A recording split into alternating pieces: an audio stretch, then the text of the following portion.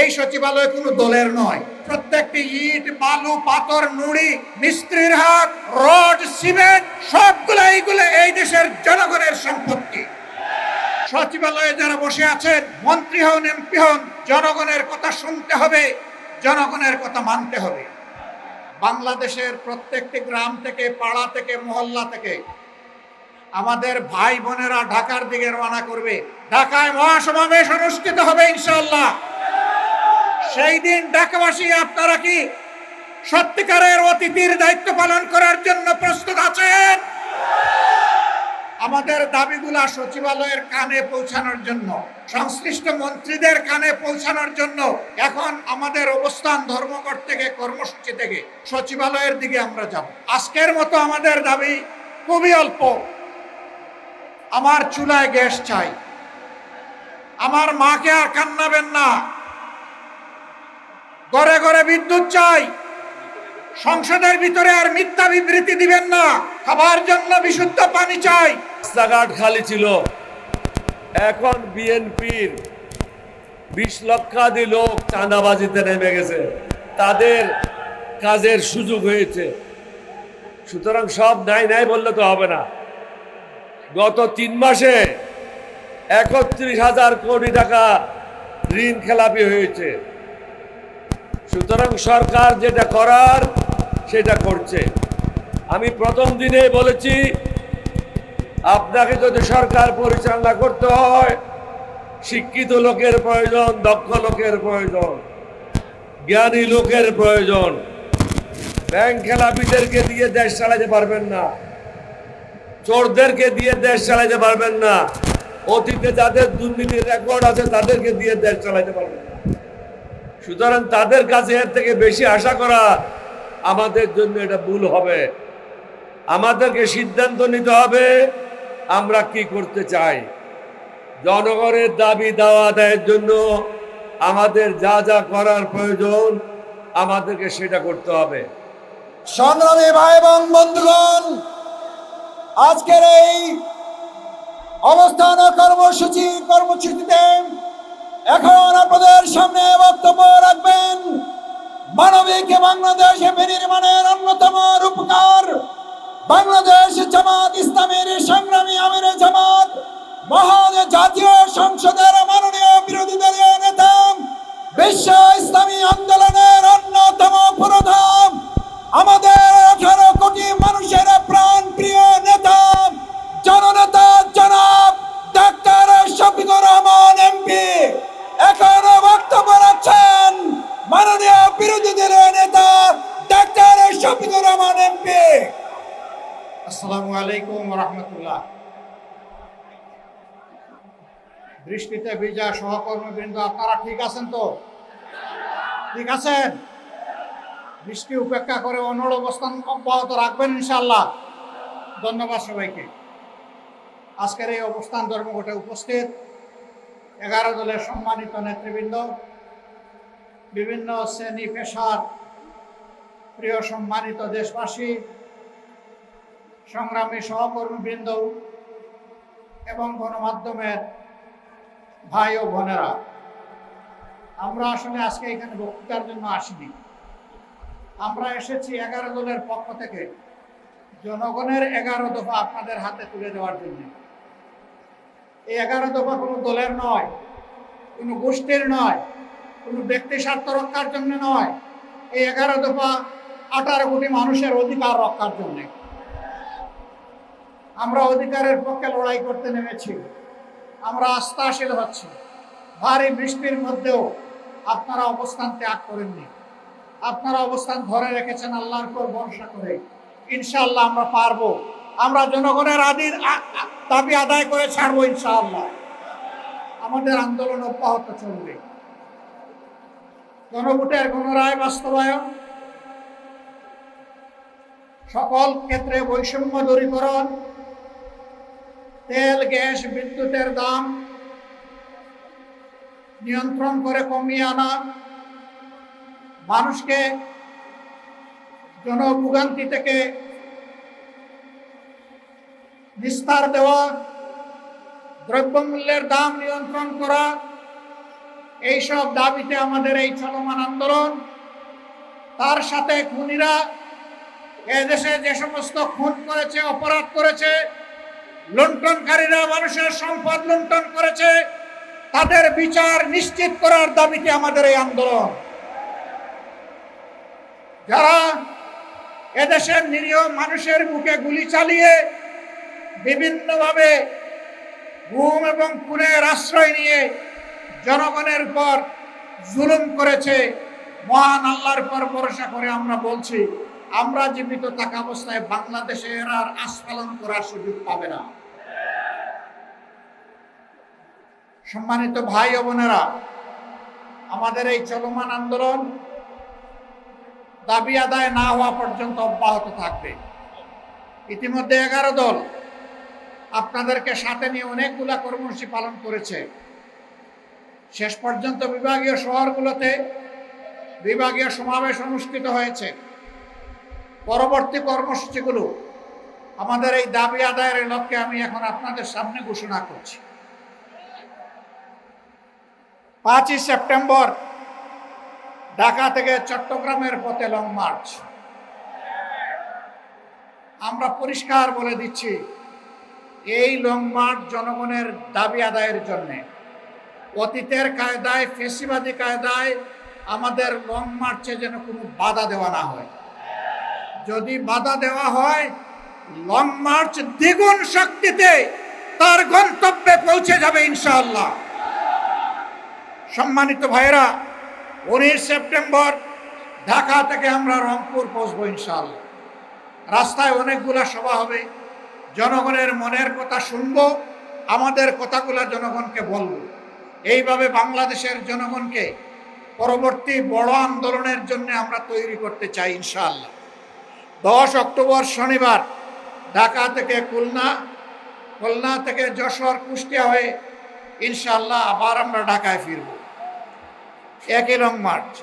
24 October শনিবার ঢাকা থেকে সিলেটে রেলপথ যাত্রা হবে, মার্চ হবে। কেন রেলপথ? কেন?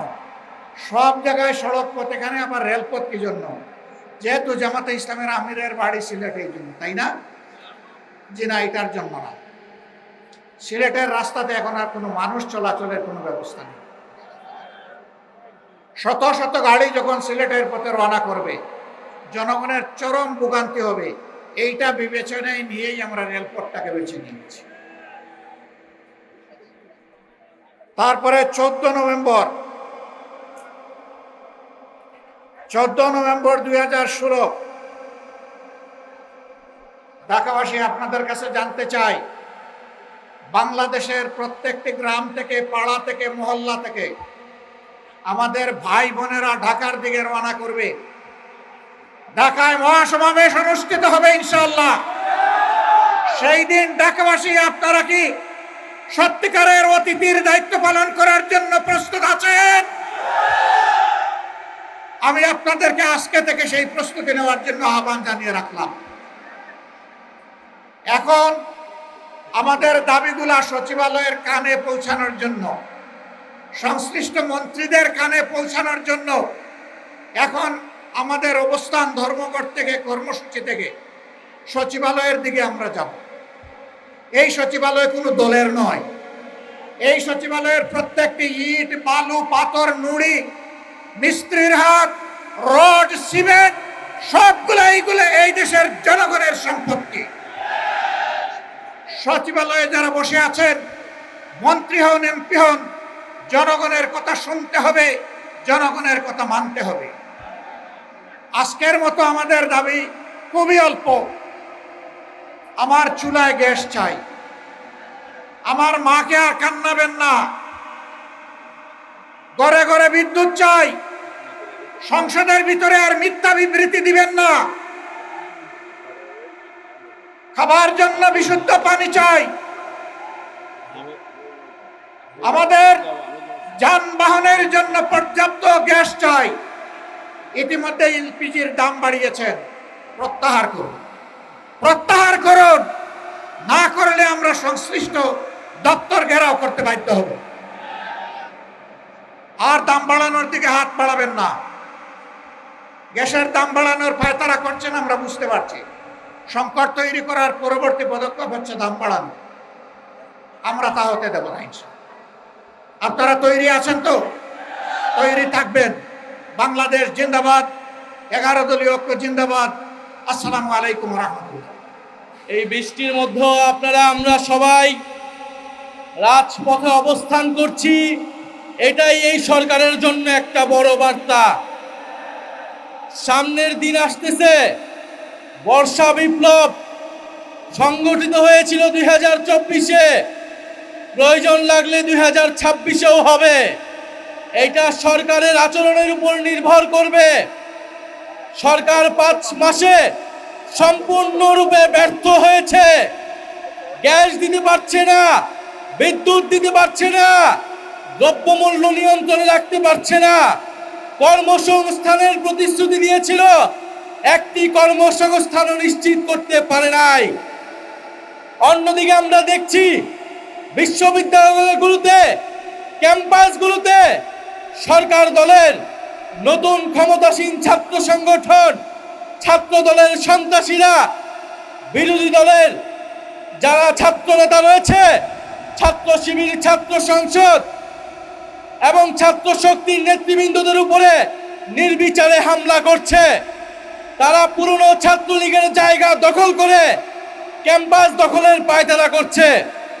আমরা বলবো, জুলাই গণ অভ্যুত্থানের জুলাই যোদ্ধারা এখনো ক্যাম্পাসগুলোতে রয়েছে।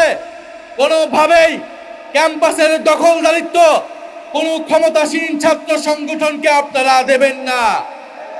আপনাদের রক্ত ঝরছে, বাংলাদেশের মানুষ এটা দেখছে, বাংলাদেশের জনগণ আপনাদের সাথে আছে। এবং ঢাকা শহরের মানুষকে বলবো, আমরা দেখছি রাস্তাঘাটে মহিলারা মিছিল করছে, হাড়ি পাতিল নিয়ে মিছিল করছে, হারিকেন নিয়ে মানুষ নেমে আসছে, কারণ গ্যাস নাই এবং বিদ্যুতের বিল অপ্রয়োজনীয়ভাবে ভুতুরে বিল দিচ্ছে। ঢাকা শহরের মানুষের উপরে এই যে নির্মম অত্যাচার এই সরকার শুরু করেছে, আমরা জানতাম এই অত্যাচার করবে, কারণ গণভোটের গণরায় যেই সরকার মানে না, জনগণের কোনো দাবি দেওয়া এই সরকার পূরণ করবে না।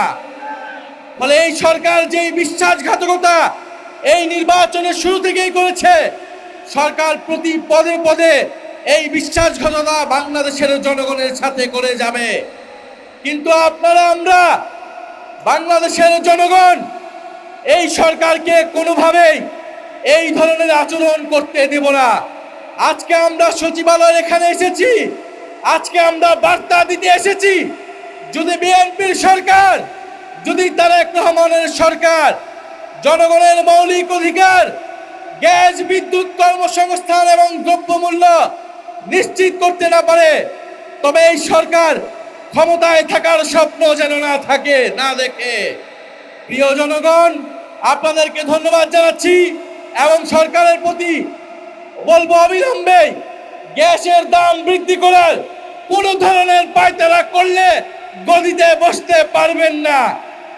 আপনারা দফায় দফায় 5 মাসে সিলিন্ডারের দাম বৃদ্ধি করেছেন, বিদ্যুতের দাম বৃদ্ধি করেছেন, জ্বালানির দাম বৃদ্ধি করেছেন, এখন গ্যাসের দাম বৃদ্ধি করার পায়তারা করছেন।